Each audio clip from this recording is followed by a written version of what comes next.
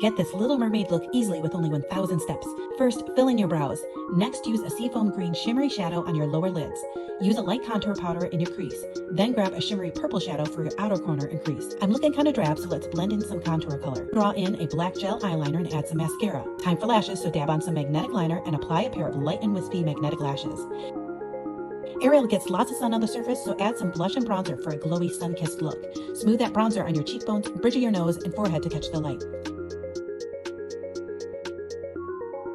Fill in your lips with Ariel's signature red and dab on some gloss. Add more depth to the crease with the purple shadow again. Grab your dingle hopper because it's time for hair. Tease your bangs, smooth them over, and roll it up for the classic Ariel swoop. Pin it in place with about 100 bobby pins, shake the swoop, and use another 100 bobby pins to keep it in place. Tuck one side behind your ear and add a flower. Peer into a golden shell to reapply your lip gloss, and you're ready for Sebastian's concert. Or is it Prince Eric's party on the Jolly Rogers? Either way, I'm in.